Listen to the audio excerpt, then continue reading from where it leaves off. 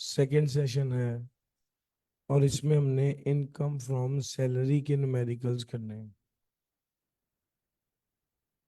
Income from salary के numerical कराने से पहले मैं आपको इनकम टैक्स का फॉर्मेट डिस्कस करा देता हूँ, ताकि आप लोग इनकम टैक्स के फॉर्मेट को ग्रैब कर लें। या ऐसे कहूँ कि भी इनकम टैक्स में मैक्सिमम क्या क्या चीजें आ सकती हैं, इसको देख लेते हैं।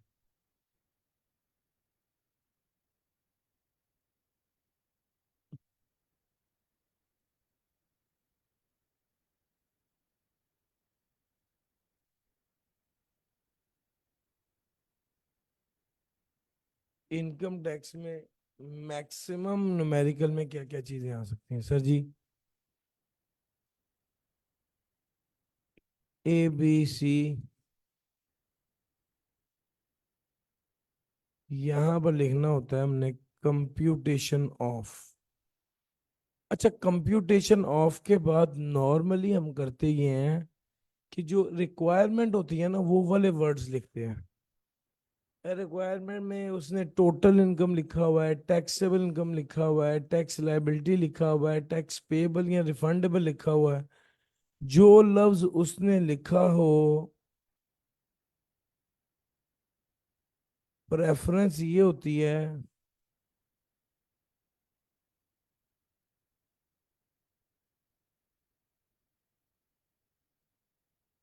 टोटल इनकम, टैक्सेबल इनकम है, टैक्स लायबिलिटी,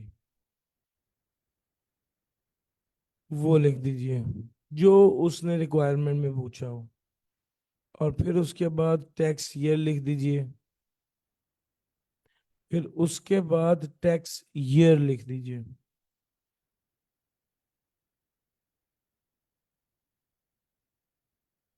अच्छा जनाब, ये बात हो गई। तो अब हम आगे चलते हैं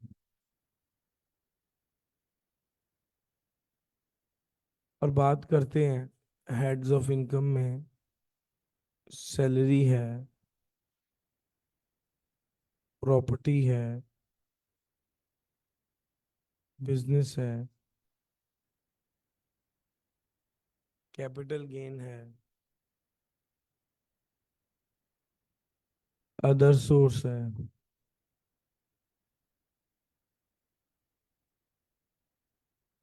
इन सबको ऐड करें। उसके बाद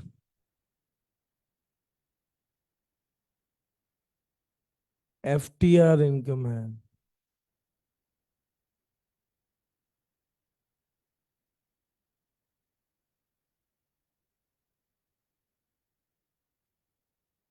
FTR इनकम है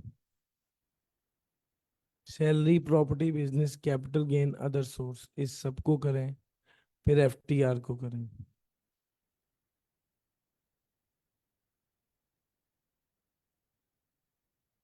FTR भी कर लिया, एग्जेम्प्ट इनकम करें।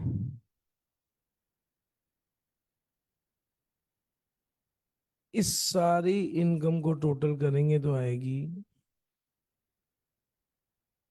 Pakistan source income.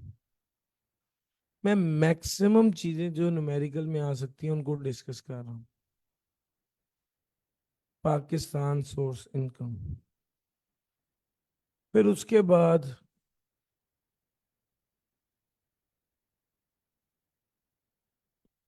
Foreign source income ले लीजिए।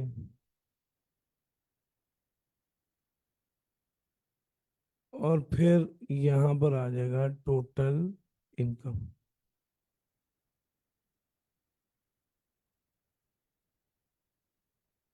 टोटल इनकम जब शो कर दिया तो उसके बाद सबसे पहले आपने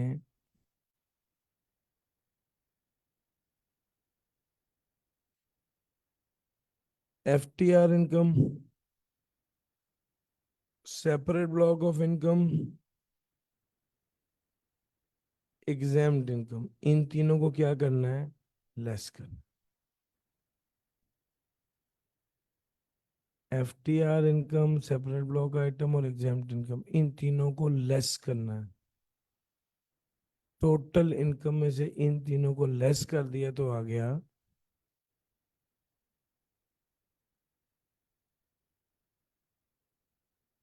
इसके बाद डिडक्टेबल अलाउंस लेस करना है।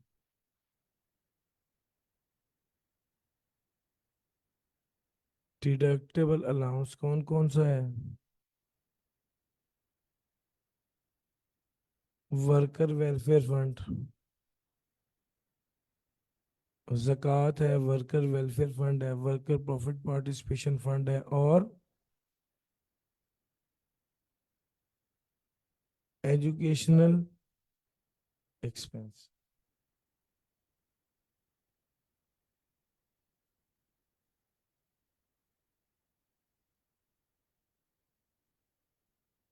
इसको लेस किया तो हमारे पास फाइनली क्या आ गया? टैक्सेबल इनकम आ गई। टैक्सेबल इनकम पर रेट अप्लाई करेंगे, स्लैब, तो टैक्स लायबिलिटी आ गई। टैक्सेबल इनकम पे रेट अप्लाई करेंगे तो टैक्स लायबिलिटी आ गई।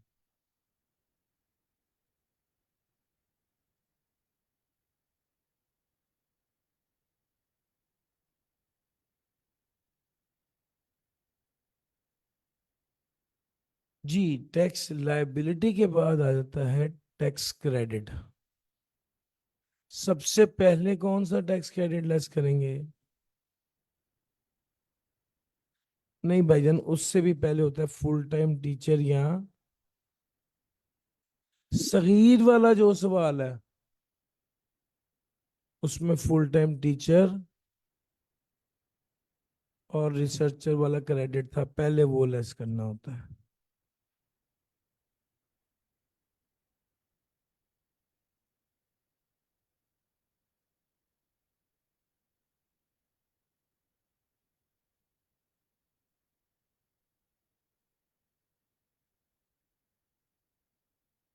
Tax liability after full time teacher.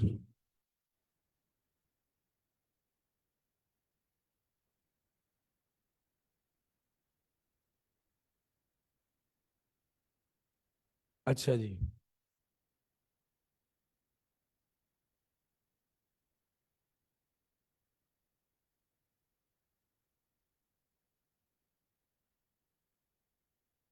फिर उसके बाद फिर आगे चलते हैं।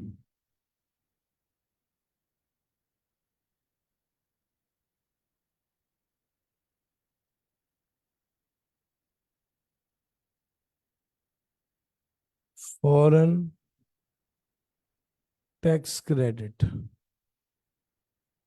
और फॉरेन टैक्स क्रेडिट कैसे कैलकुलेट करते हैं?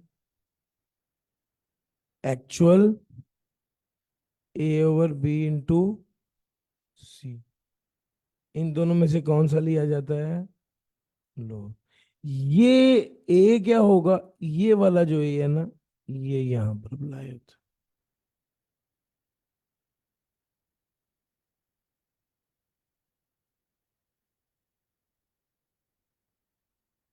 इन दोनों में से लोअर लेने।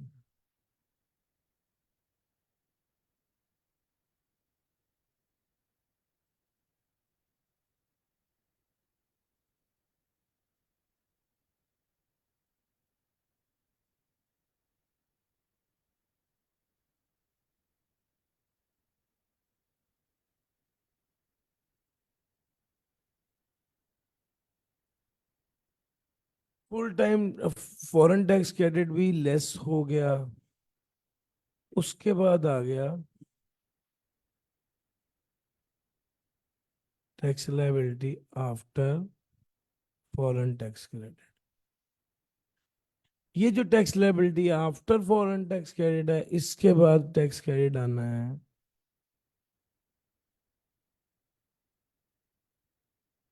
डोनेशन का या कंट्रीब्यूशन टू पेंशन फंड। इन दोनों में से कौन सा लेंगे? डोनेशन और कंट्रीब्यूशन टू पेंशन फंड, इन दोनों में से कौन सा लेंगे? ये दोनों ले सकते हैं, लेकिन इसमें ए ओवर बी इंटू सी है, तो जो ए होगा वो ये वाला ए इस्तेमाल होगा। खैर, ये भी लेस हो जाएगा।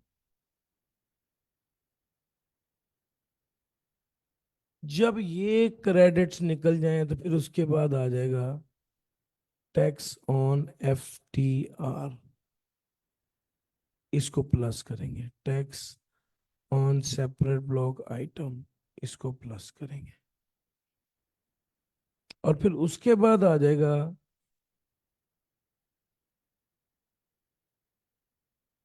Tax on F T R और tax on separate block item, इन दोनों को ऐड करेंगे और फिर लेस कर देंगे। किसको?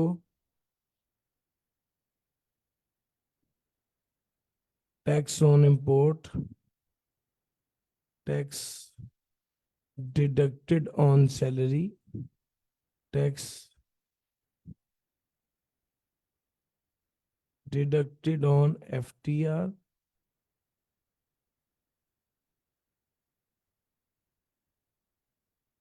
और ये सब होने के बाद फिर फाइनली आपके पास आ जाएगा टैक्स पेबल। ये फॉर्मेट है। इस तरह से मैक्सिमम चीजें ये होनी चाहिए आपके पास। पर इसकी पीडीएफ बनाकर ना बच्चों को शेयर करनी है। मैक्सिमम ये चीजें आनी है सवाल में।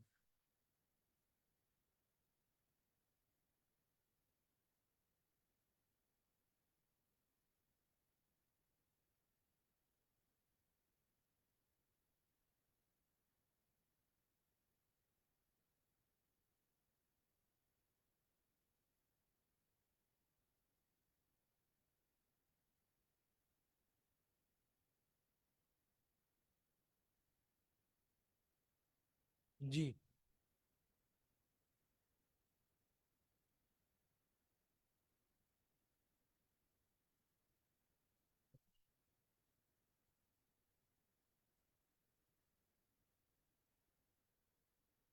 आगे सवाल करवाऊं?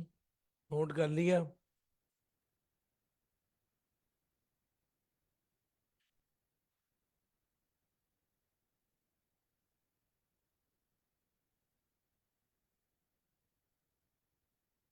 ये क्वेश्चन है स्प्रिंग 2023 की अटेम्प्ट का सवाल है। वो अच्छा सवाल है, मिस्टर शेंग के नाम से।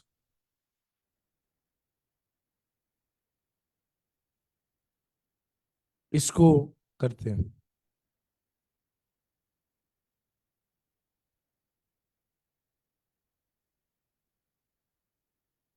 शेंग, a Chinese citizen has been Pakistan since the tax year 2015। जैसे ही चाइनीज सिटीजन का नाम आया ना, मेरे जहन में दो चीजें आई हैं। यार, ये शॉर्ट टर्म रेजिडेंट तो नहीं है? और सर, समझ आ रही है? बाहर से इधर आया, पाकिस्तानी सिटीजन है, बाहर गया हुआ था, तो ये सोचें रिटर्निंग एक्सपेट्रिएट तो नहीं है। बाहर बाहर का बंदा पाकिस्तान आया हुआ है, तो ये सोचें कि शॉर्ट टर्म रेजिडेंट तो नहीं है। Mr. Shang, a Chinese citizen, has been in Pakistan since the year 2015 for career growth.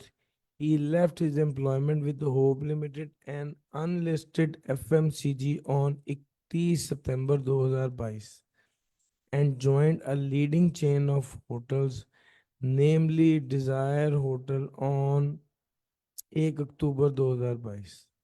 The detail of his emoluments during the year ended 30 June 2023 are as follows. HL, और ये जनाब उसने बातों बातों में आपको बता दिया है कि 3 माह उसने काम एचएल में किया है, 30 सितंबर तक। जुलाई अगस्त सितंबर, 3 माह तक काम उसने एचएल में किया है। और उसके बाद काम उसने डीएच में किया। बेसिक सैलरी पर मंथ है, मेडिकल अलाउंस पर मंथ है, यूटिलिटीज अलाउंस पर मंथ है। Lunch provided by an employer at subsidised rate है। सर जब आप न्यूमेरिकल को पढ़ते हैं तो बड़ी ध्यान से सबसे पहले इनिशियल रीडिंग करनी चाहिए। अभी कुछ नहीं पेपर पे करना, सिर्फ सवाल ध्यान से देखना, अभी कुछ लिखना नहीं है, सिर्फ समझना है। लंच है, कंपनी मेंटेन्ड कार है, कॉस्ट है।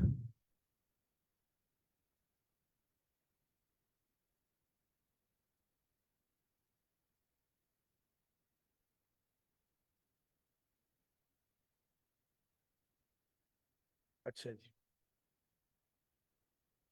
फिर उसके बाद आ गया कंपनी मेंटेन्ड कार की कॉस्ट और फेयर मार्केट वैल्यू है, फिर annual bonus relating to tax year 2022 है, पिछले साल से रिलेटेड बोनस, और ग्रेचुटी अंडर अनअप्रूव्ड स्कीम है। अच्छा जनाब। Two return air tickets to China to the extent of 6 lakh for Mr. Shang and his spouse. During the year, he incurred 5.5 lakh on account of his traveling to China. जी, यहाँ पर एक चीज बड़ी जरूरी है उसको देखने की। 6 लाख तक का बजट दिया था मिस्टर शेंग को कि वो अपनी बीवी के साथ चाइना से हुआ है, रिटर्न टिकट दी थी।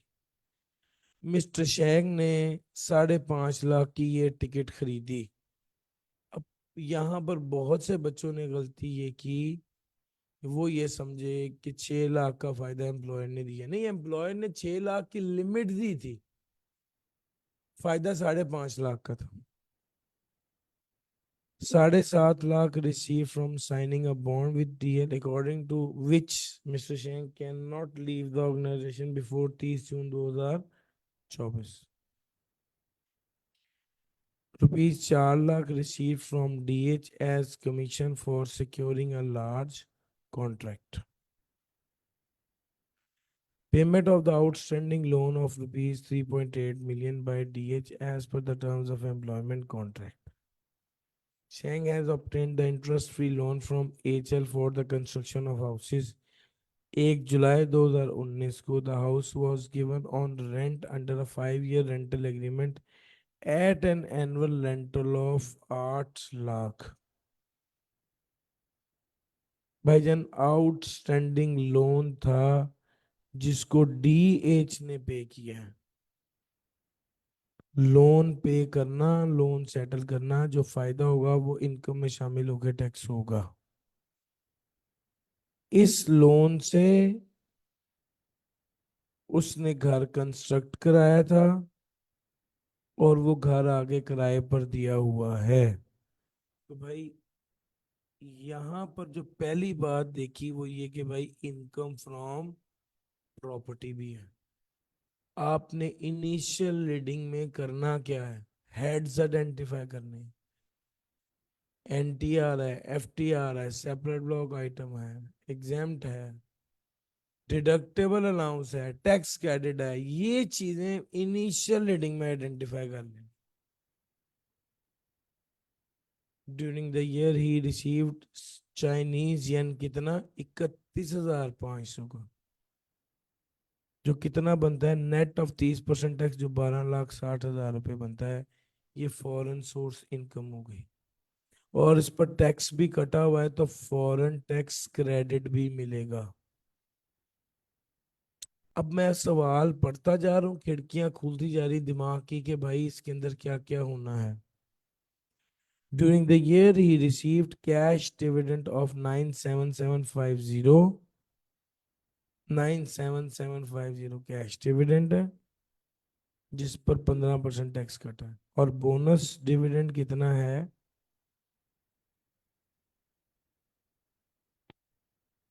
2000 शेयर्स। डिविडेंड, कैश डिविडेंड तो एफटीआर इनकम है, ये अलबत्ता जो बोनस शेयर्स मिले हैं ये इनकम फ्रॉम अदर सोर्स में जाएगा। Bonus shares income from other source में जाएगा। He transferred an amount of rupees 6 lakh to the bank account of a non-profit organization as donation for the flood affectees. Sir इस पर क्या मिलना है? Tax credit मिलना है. He paid an annual premium of 3 lakh on a life insurance policy. पहले ना इस पर टैक्स क्रेडिट मिलता था, अब नहीं मिलता, इसको छोड़ते हैं.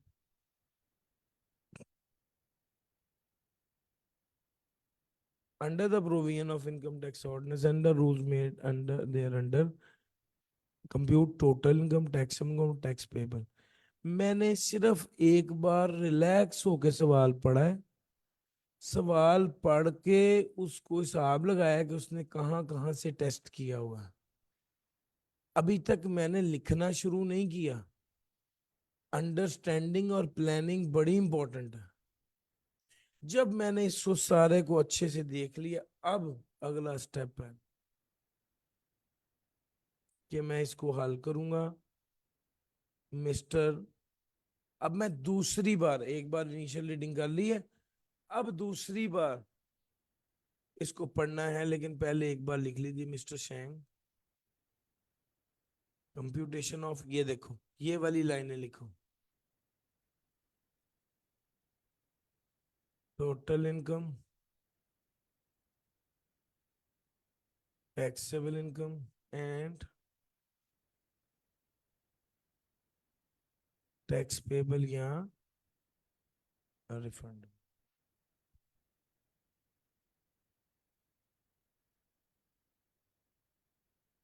Tax year 2023.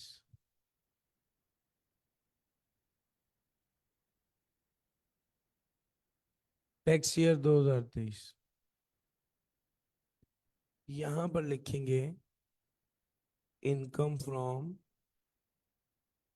Salary working number 1. ये मेरी मेन शीट है. इस पर मैंने लिखा इनकम फ्रॉम सैलरी, और फिर मैंने सफा पलट दिया. सफा पलट दिया और अगले सफे पर सबसे पहले ऊपर लिखा working number 1 income from salary. Working number 1 income from salary.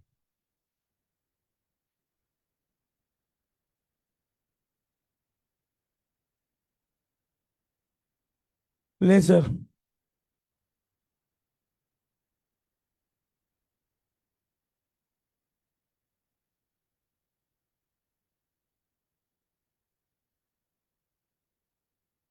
हाँ जी. AHL में उसने 3 माह काम किया और DH में उसने 9 मंथ. प्लीज कैलकुलेटर पास रखिए.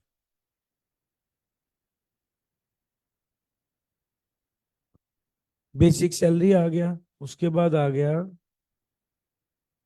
Medical allowance. Medical allowance.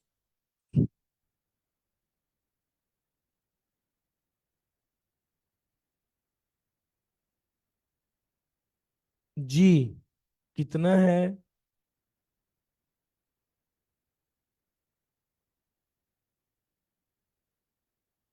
Sir बताइएगा.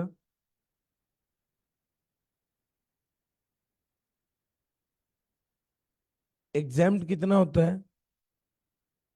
अब यहाँ पर जैसे ही मैं ये पहुंचा, एक बार मेरे ज़हन में फौरन आना चाहिए कि भाई नीचे मेडिकल फैसिलिटी तो नहीं है. चूंकि यहाँ पर नहीं है तो यहाँ पर लिख देंगे exempt up to 10% of basic salary. जी. हाँ जी, इसका 10% ले लीजिए. जी बताइएगा क्या बना? 135.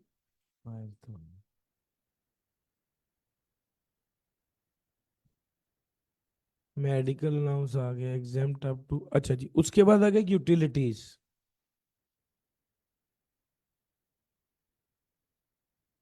20,000 multiply by 3 plus 30,000 multiply by 9 जी।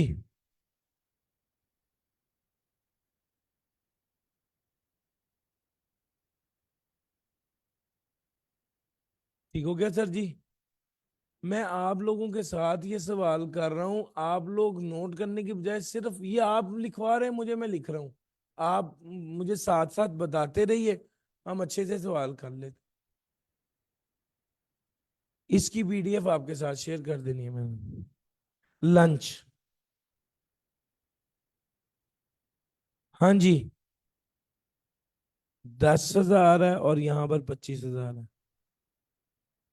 अच्छा, पहले तो वो काम करता था होप लिमिटेड में, बाद में काम करने लग गया डिजायर होटल में। सर जी, अगर कोई होटल या रेस्टोरेंट अपने एम्प्लॉय को फ्री या सब्सिडाइज खाना दे तो वो टैक्सेबल नहीं होता, बल्कि तो भाई वो नहीं आएगा, सिर्फ ये 10,000 मल्टीप्लाई बाय 3 आएगा। तो सर समझ आ रही है? फिर उसके बाद आ गया कन्वेंस। कन्वेंस कितना है? कॉस्ट या फेयर मार्केट वैल्यू? कॉस्ट। बहुत ऑफिशियल और पर्सनल है तो 5% into 3/12 plus 6 million into 5% into 3/12 जी। सॉरी, यहां पर 6 मिलियन नहीं आना, बल्कि 5 मिलियन आना है। और यहाँ पर 9/12 आना है जी।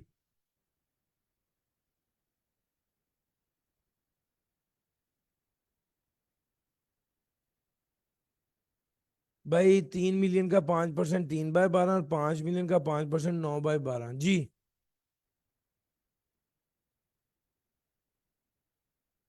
टोटल बताएं, टोटल।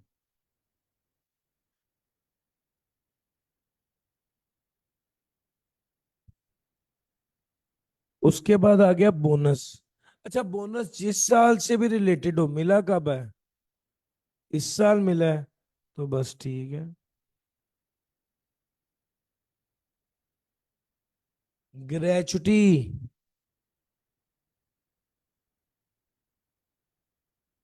ग्रेचुटी अनअप्रूव्ड है। हमने क्या रूल पढ़ा हुआ है?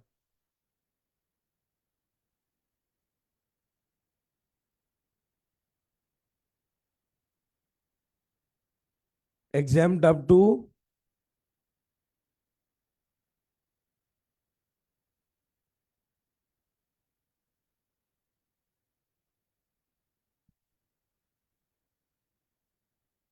612500। इन दोनों में से लोअर कौन सा है?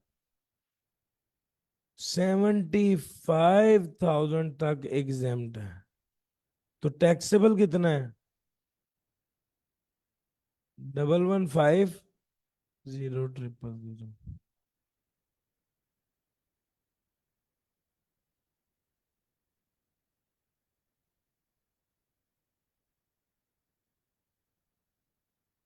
जी सर जी। ग्रेचुटी वाली बात भी हो गई। अब आ गया एयर टिकट्स।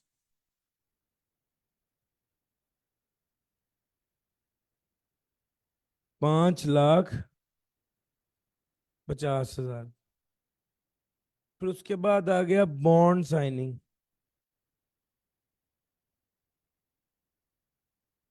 7,50,000। फिर उसके बाद आ गया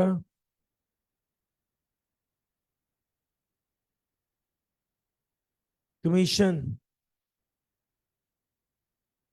सर जी 4 लाख।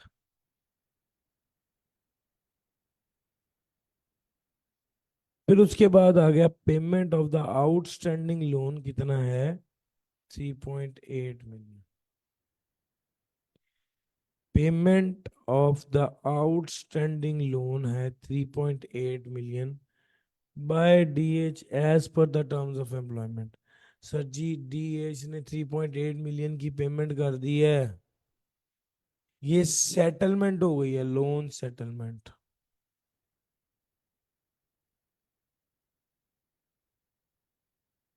अब इसके बाद उसने कहा मिस्टर शैन ने ये लोन इंटरेस्ट फ्री लिया था एचएल से। डीएच ने एचएल से ये लोन लिया था, डीएच ने ये लोन अदा किया है। 1 जुलाई 2019 को the house was given on rent under a 5 year rental agreement at an annual rental of 8 lakh. तो पहला काम तो ये किया। अच्छा बड़ी ध्यान से बात सुन, यहाँ पर ना एक ट्रिकी पॉइंट है। एक तरफ तो एम्प्लॉयर ने लोन अदा किया है, वो इनकम में शामिल कर देंगे। दूसरी तरफ दूसरा जो एम्प्लॉयर था उसने इंटरेस्ट फ्री लोन दिया हुआ था। कितना?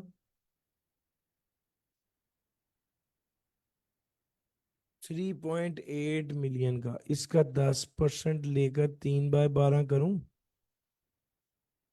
90। और सर समझ आ रही है? ये एक ट्रिकी बात थी। अब अगला पॉइंट ये है कि ये लोन इसने इस्तेमाल किया है किराए पर देने के लिए। रेंटल एग्रीमेंट, इसमें यहां पर हम एक वर्किंग बना देते हैं, working number 2, income from property. Rental income है 8 lakh multiply by 8 lakh multiply by annual है। यस, इसको 12 से मल्टीप्लाई नहीं करना, ये पहले ही साल आना है। अच्छा जी, कुछ इसने बताया नहीं है, लेकिन एक बात तो मैं बताया, रिपेयर तो लेस होना ही होना है।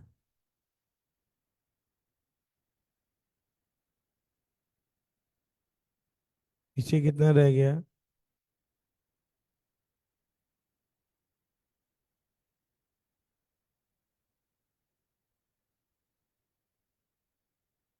अच्छा अब यहां पर एक चीज और भी है कि भाई आपने ये तो लेस किया है रिपेयर, लेकिन आपने अपने एम्प्लॉयर से लोन लिया था, और वो लोन किस मकसद के लिए लिया था? लोन लिया, लोन से एसेट खरीदा, एसेट से इनकम जनरेट हुई, वो इनकम चार्जेबल टू टैक्स थी, उस इनकम में से ये इंटरेस्ट ऑन लोन लेस होगा। कितना? जितना अंडर दैट सैलरी आ गया प्लस जितना एक्चुअल में पे किया। यार यही बताया ना सर जी, यहां पर इंटरेस्ट ऑन लोन है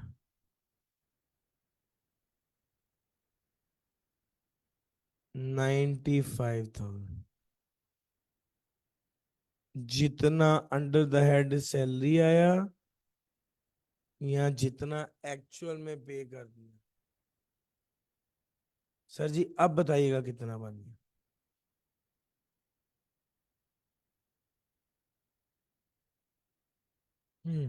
अच्छा जी, यहाँ पर मैं रुक गया और मैंने ये वाली एडजस्टमेंट अब जाके की है। During the year he received Chinese yen 31,500। 10% tax कटने के बाद, सॉरी 30% टैक्स कटने के बाद जो 31,500 चाइनीज येन कितने बनते हैं? 12,60,000। Working number 3, foreign source income.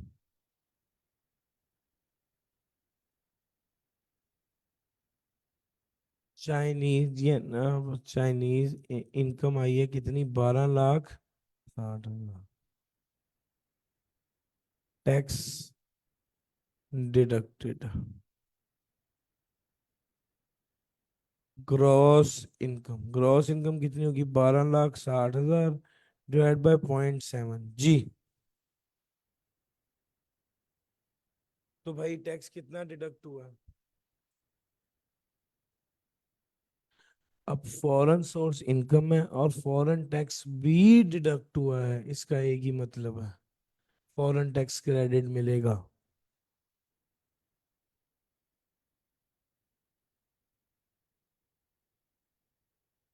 अब यहां पर फॉरेन टैक्स क्रेडिट की वर्किंग हम नहीं कर सकते जब तक लायबिलिटी ना निकली हो।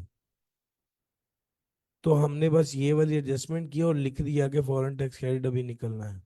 उसके बाद आगे कैश डिविडेंड। वर्किंग नंबर 4 जी। डिविडेंड 97750 डिवाइडेड बाय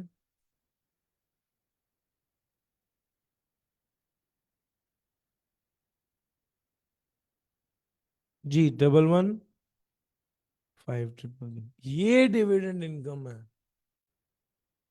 और टैक्स कितना है?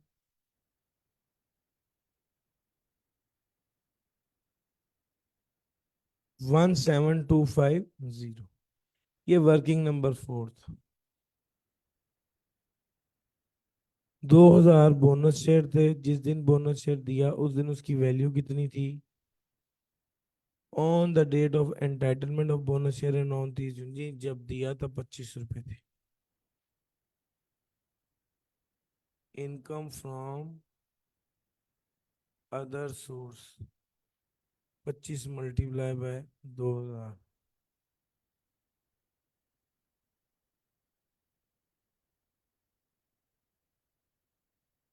Income from property.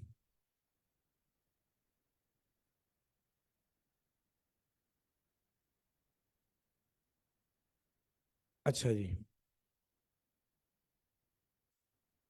ये डोनेशन दी है, इस पर टैक्स क्रेडिट मिलना है और ये सवाल खत्म हो गया। अच्छा, इस पॉइंट पर आपने रुकना है।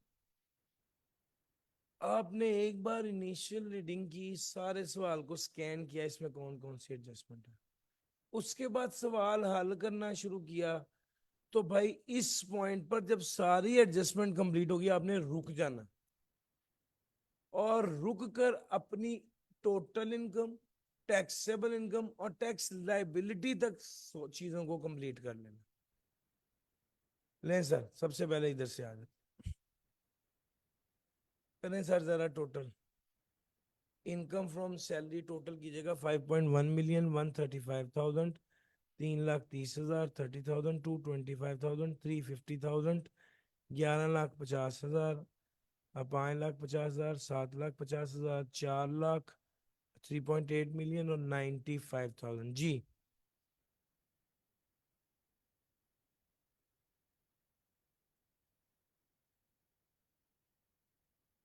पूरा 12 मिलियन है?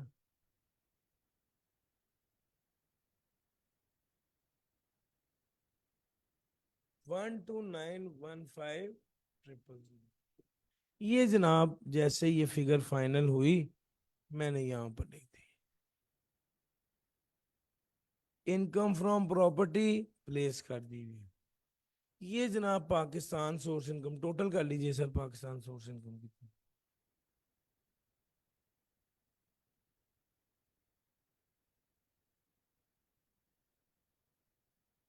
13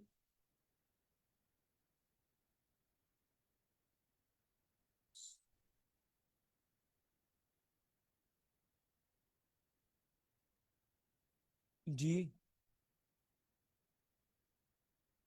सर जी इसमें डिविडेंड इनकम भी ऐड करनी है।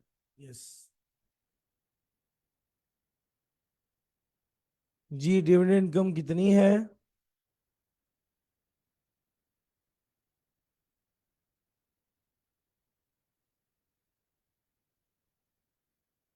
जी सर 13। अच्छा जी, ये हो गई पाकिस्तान सोर्स इनकम। फिर उसके बाद आ गया foreign source income. Foreign source income कितना आया?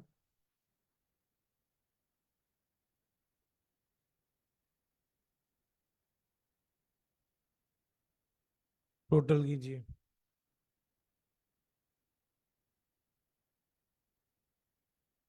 155000। अच्छा जनाब, ये आपकी आ गई total income.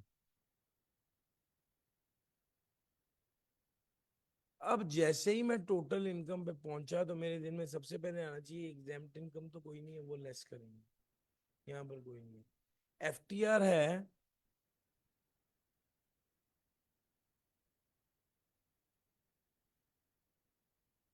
Separate block item है? नहीं है। तो भाई ये तीनों करने के बाद जक़ात, W W P P F, educational expense नहीं है। तो यहाँ पर ये इसको ऐसे करके यहाँ पर टैक्सेबल इनकम लिख देते हैं।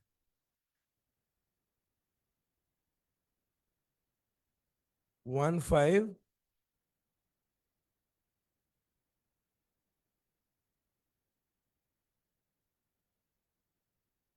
F T are income less करेंगे तो टैक्सेबल इनकम आ जाएगी। टैक्सेबल इनकम की रेट अप्लाई करेंगे तो टैक्स लाइबिलिटी आ जाएगी जी।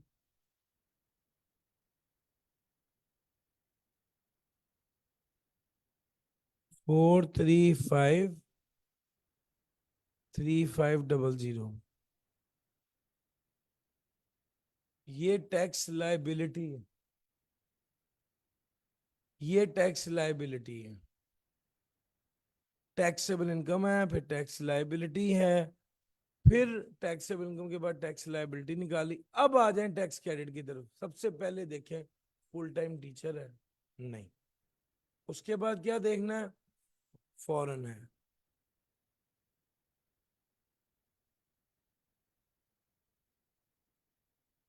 फॉरेन टैक्स क्रेडिट, इसके लिए वर्किंग कर लेते हैं। Working number 5।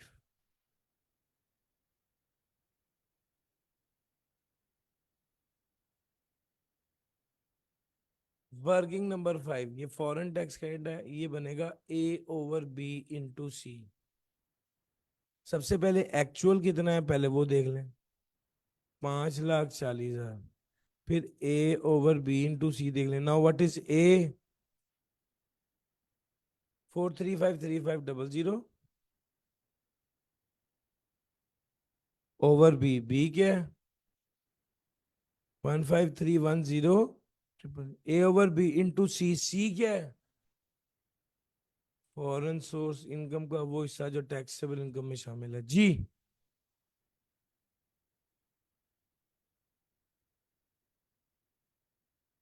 प्लीज कंफर्म कीजिए। 511842। अच्छा, इन दोनों में से कौन सा लेंगे? लोअर। भाई ये क्या हो रहा है भाई, स्क्रीन को देखिएगा जरा।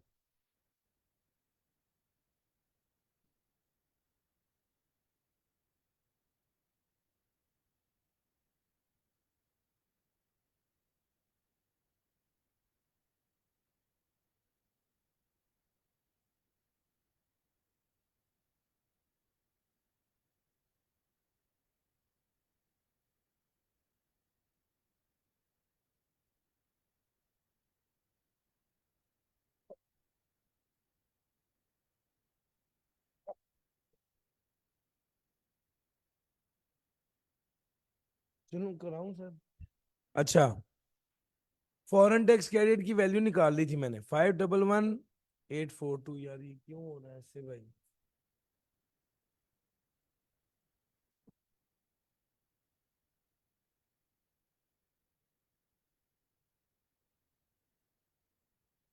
आप एक काम करें, इसके बाद डोनेशन वाला टैक्स क्रेडिट भी बनता है।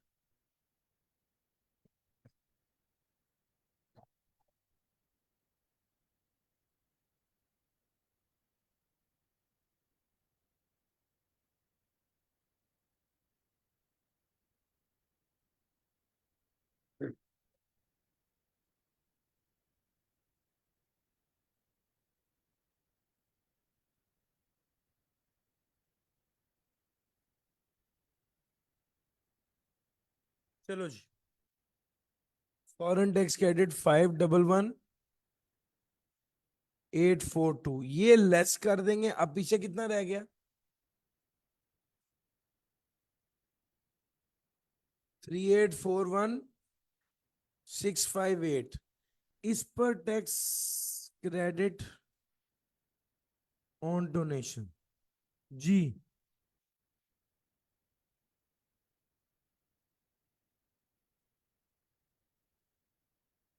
Working number 6।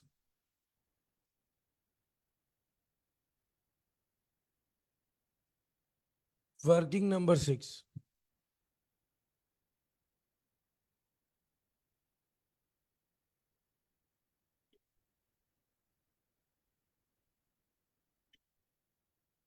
A over B into C. Now what is A? 3841,658. 3841,658. What is B? 15310,000. What is C? C होगा lower of. एक्चुअल कितना है? 30% इंटू 15310,000। जी बताइएगा।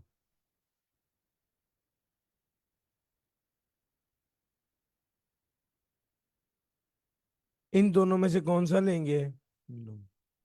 जी बताइएगा।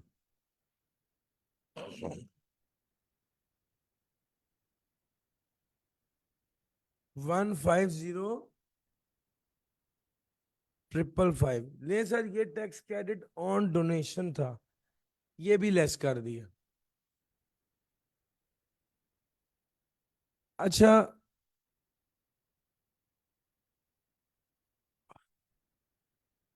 ये डोनेशन वाला भी टैक्स क्रेडिट हो गया, ये फॉरेन टैक्स क्रेडिट भी हो गया।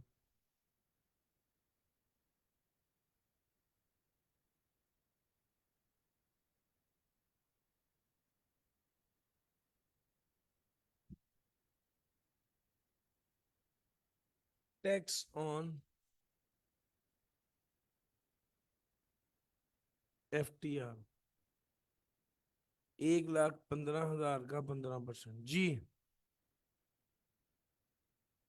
1,772,1,7,250। ये टैक्स ऑन डिविडेंड है।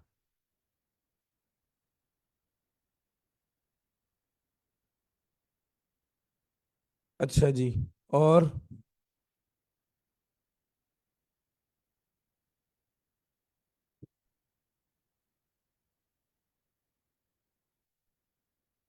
यही था सर। उसके बाद अब हमारे पास आ गया टैक्स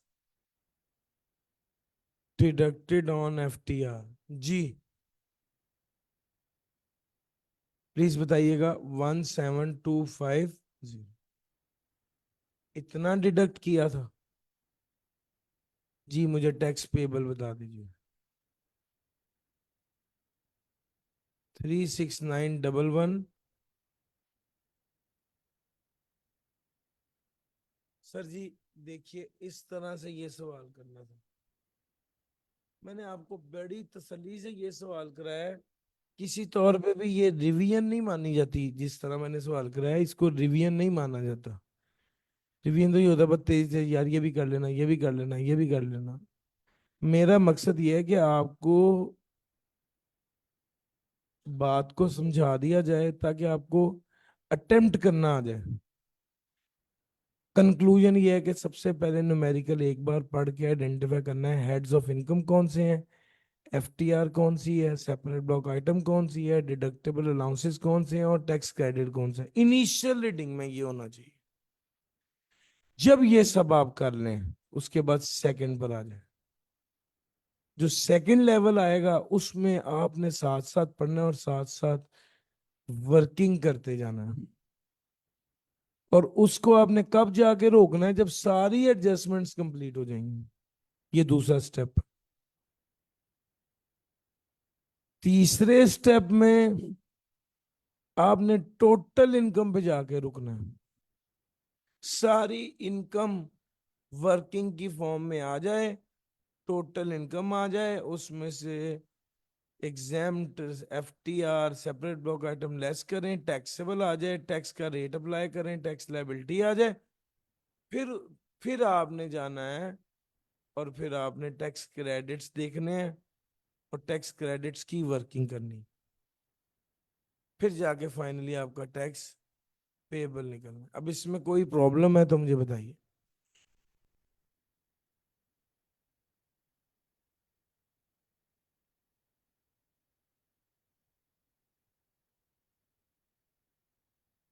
3-4 न्यूमेरिकल्स हैं जो जिनकी एडजस्टमेंट्स मैंने आपसे डिस्कस करनी है। ये तो मैंने पूरा करवा दिया ना। अब कुछ ऐसे न्यूमेरिकल्स हैं जो कि जिनकी एडजस्टमेंट्स मैंने आपसे डिस्कस करनी है।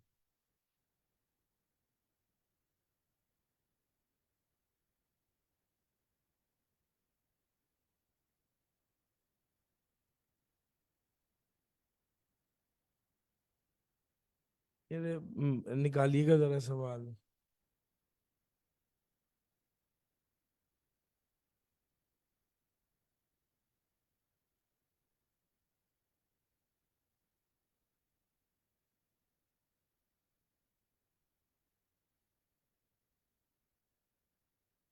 एक क्वेश्चन है आपके पास, सगीर वाला, मुझे ये सवाल बहुत अच्छा लगता है। उसकी वजह ये है कि ये ऑटम 2020 का सवाल है। इसमें इसकी सबसे अच्छी बात यह है कि इसमें फुल टाइम टीचर का टैक्स क्रेडिट भी है, फॉरेन सोर्स इनकम का टैक्स क्रेडिट भी है, और डोनेशन का टैक्स क्रेडिट भी है। तो ये बहुत अच्छा सवाल इस हवाले से है। इसमें इसमें जो चीज इंपॉर्टेंट और क्रूशल है, आपके साथ डिस्कस करता चलूं। हेल्थ इंश्योरेंस, मेडिकल फैसिलिटी और मेडिकल अलाउंस दोनों दिए हुए हो तो प्रायोरिटी किसको देनी है? मेडिकल फैसिलिटी को। अगर मेडिकल फैसिलिटी एग्जाम्प्ट हो तो फिर मेडिकल अलाउंस टोटली टैक्सेबल होता है। अगर मेडिकल फैसिलिटी टैक्सेबल हो, अगर मेडिकल फैसिलिटी टैक्सेबल हो तो medical allowance up to 10% of basic salary exempt होता है। अच्छा जी, दूसरे नंबर पे प्रोविडेंट फंड की डिस्कशन है। प्रोविडेंट फंड, अगर एम्प्लॉयर कंट्रीब्यूट कर रहा हो प्रोविडेंट फंड में और वो provident fund recognised provident fund हो, तो हमने क्या रूल पढ़ा हुआ है? 1.5 लाख, अप टू 150, और 1/10 of basic salary DNS allowance. इन दोनों में से जो लोअर होगा उस हद तक एग्जेम्प्ट होता है। ये दो बातें हो गई। एम्प्लॉयर एम्प्लॉय को शेयर्स दे दे, एम्प्लॉय शेयर स्कीम वाली एडजस्टमेंट्स हैं, बड़ी डिटेल से मैंने कराई हुई है। उसने कहा हुआ है एम्प्लॉयर ने एम्प्लॉय को इंटरेस्ट फ्री लोन दिया, वजह इस वजह से इंटरेस्ट फ्री लोन दिया कि एम्प्लॉय ने अपना इंटरेस्ट रिसीवेबल वेव कर दिया था। मेरा पॉइंट समझ आ रहा है? एम्प्लॉय ने इंटरेस्ट रिसीवेबल वेव कर दिया था और उसकी वजह से एम्प्लॉयर ने उसको इंटरेस्ट फ्री लोन दिया है। इस केस में हम क्या करेंगे? हाँ, अब इस केस में जो एम्प्लॉय को इंटरेस्ट मिलेगा, वो उस पर जो फायदा होगा वो भी टैक्सेबल नहीं होगा। सर ये वाला पॉइंट, ये वाला पॉइंट यहां पर गिवन था। ये वाला पॉइंट ये था। अच्छा, वो आपको अक्सर कह देता है कि जनाब बेनिफिट मिल रहे हैं, लीव इनकैशमेंट मिल रही है, या वो कह देता है को बोनस मिल रहा है। भाईजान, इस साल का मिल रहा है या पिछले साल का मिल रहा है, फर्क नहीं पड़ता। मिल किस साल रहा है? अगर इस साल मिल रहा है तो वो इनकम में शामिल होकर टैक्स होगा, रिसीट बेसिस पर चलते हैं।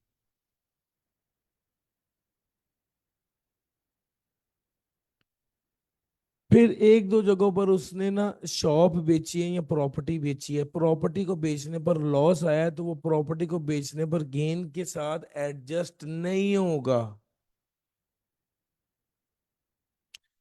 फिर उसने कहा उसने वेबसाइट बनाई है, उससे उसने पैसे कमाए हैं और उसका टैक्स भी कटा है। वेबसाइट बनाई है, फॉरेन से उसने पैसे कमाए, ये फॉरेन सोर्स इनकम है और उसका टैक्स भी कटा हुआ है, तो इस पर फॉरेन टैक्स क्रेडिट मिलेगा। और अगर डोनेशन भी हो तो पहले फॉरेन टैक्स क्रेडिट मिलेगा, उसके बाद डोनेशन मिलेगी। मेरा पॉइंट समझ आ रहा है? उस डोनेशन पे टैक्स क्रेडिट मिलेगा। ये सगीर वाला सवाल है। मुझसे पूछे तो भाई, इस क्वेश्चन को जो मैंने अभी आपको करवाया इसके फौरी बाद आपको सगीर वाला सवाल करना चाहिए।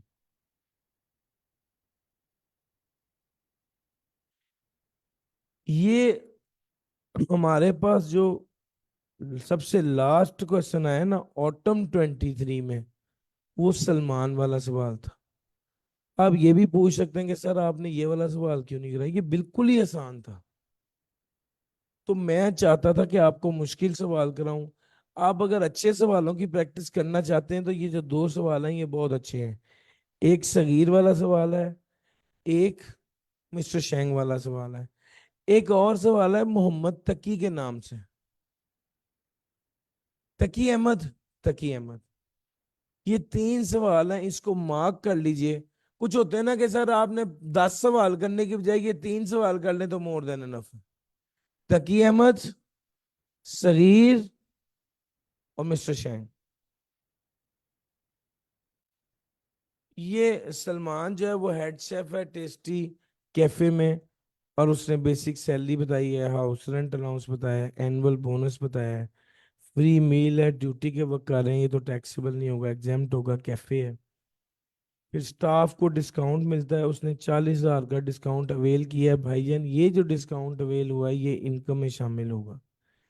इंश्योरेंस, अगर मेडिकल अलाउंस और मेडिकल फैसिलिटी दोनों है तो पहले मेडिकल फैसिलिटी को देख लें। मेडिकल फैसिलिटी, मेडिकल अलाउंस और मेडिकल फैसिलिटी दोनों है तो पहले मेडिकल फैसिलिटी को देख लें। अगर मेडिकल फैसिलिटी एग्जाम्प्ट है तो फिर मेडिकल अलाउंस टोटली टैक्सेबल होगा। यहाँ पर मेडिकल फैसिलिटी है, मेडिकल अलाउंस है ही नहीं। उसके बाद आ गया company maintained car which was purchased bye TC for ₹2 million। The fair market value of the car on 30 June 2023 is 5.5 million। The car is used partly for official purpose and partly for personal use।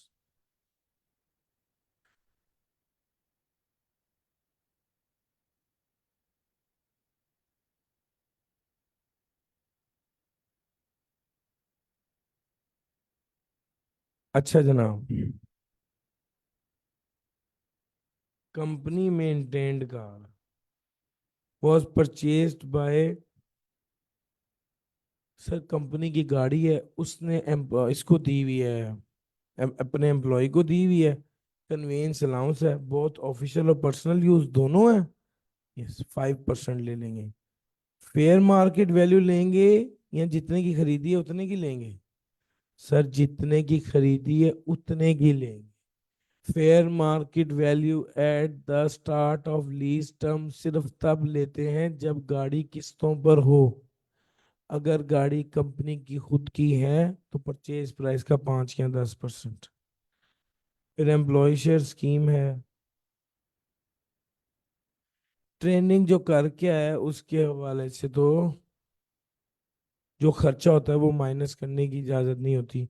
लेकिन इसको company ने भेजा था, इसको travelling allowance मिला था 2.5 लाख रुपए। ये अपनी रिलेटिव की तरफ रह गया और 1 लाख खर्च किया, बाकी 1.5 लाख बच गया। ये जो 1.5 लाख रुपया बचा है ये इनकम में शामिल होकर टैक्स होगा। ये जो 1.5 लाख बच गया है ये इनकम में शामिल होकर टैक्स होगा। फिर उसके बाद उसने इंटरेस्ट इनकम की बात की। ड्यूरिंग द ईयर सलमान ने इंटरेस्ट इनकम वसूल किया बैंक अकाउंट में और उस पर टैक्स कटा हुआ था, ये प्रॉफिट ऑन डेट है, सेपरेट ब्लॉक आइटम के तौर पे ट्रीट होगा। सलमान ने डोनेशन दी है, इस पर टैक्स क्रेडिट मिलेगा। और 80% of the amount was paid through cross cheque. जितने परसेंट अमाउंट क्रॉस चेक के जरिए दी उस पर टैक्स क्रेडिट लगेगा। जो अमाउंट क्रॉस चेक के जरिए नहीं दी उस पर टैक्स क्रेडिट नहीं मिलेगा। तो भाई ये जो टैक्स विद हेल्ड की है, लाइबिलिटी में से इसको लेस कर देंगे। तो ये बड़ा ही आसान सवाल था। हमारे लेटेस्ट समझ लें सैलरी का ये वाला न्यूमेरिकल आया हुआ है, और पिछली से पिछली अटेम्प्ट में आया था। मैं एक्सपेक्ट कर रहा हूँ इंशाल्लाह इस बार सैलरी का एक अच्छा तगड़ा न्यूमेरिकल आपके पेपर में होगा, मेरी ये एक्सपेक्टेशन है।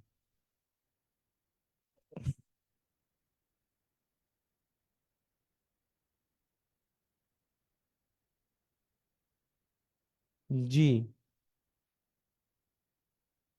Conclusion of the story.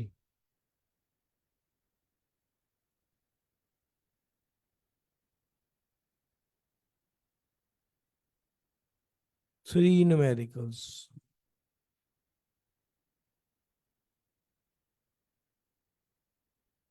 तकी अहमद,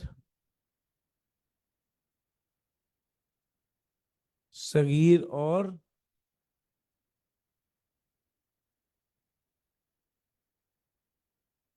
ये 3 न्यूमेरिकल्स कम से कम आपको जरूर करने चाहिए।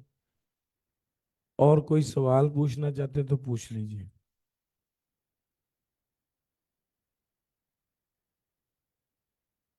कोई सवाल पूछना चाहते हैं तो पूछ लीजिए।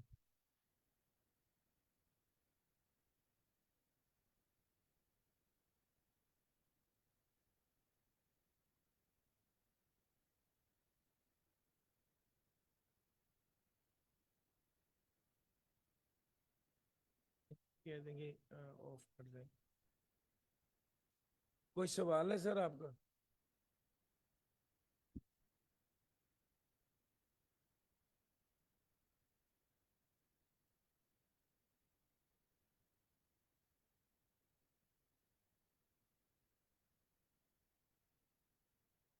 जी, उसने कहा था चाइनीज येन मिले हैं जो 12,60,000 बनते हैं 30% टैक्स कटने के बाद। अगर 30% टैक्स कटने के बाद 12,60 मिला है तो इसका मतलब है वो 70% है जो 12,60,000 बन रहा है। तो मैंने उसको 0.7 से डिवाइड किया था ताकि मैं ये बत जान सकूं कि टोटल कितने पैसे मिले। ये मैथ है असल में। जी सर। जी, डिविडेंड में भी ऐसे ही होता है, यस। और सर जी मुश्किल तो नहीं लग रहा? मैंने आपको 3 न्यूमेरिकल डिस्कस कर दिए हैं, आपको मेजर न्यूमेरिकल बता दिए हैं, प्रैक्टिस कीजिए, इसको कीजिए। आज के लिए इतना ही था। कल इंशाल्लाह प्लान ये है कि इंशाल्लाह कल का प्लान ये है कि इंशाल्लाह कल आपको मैं वो करवा रहा हूँ, बिजनेस के न्यूमेरिकल करवा रहा हूँ। और जिस तरह अभी ये करवाया है बिजनेस का भी एक तगड़ा न्यूमेरिकल करा के 2 न्यूमेरिकल डिस्कस कर दूंगा। और उसके अलावा कल ये करना है फर्स्ट हाफ में, सेकंड हाफ में चैप्टर 14, 15, 16 ये तीनों करने हैं। ले सर, आज के लिए इतना ही था। Thank you ji.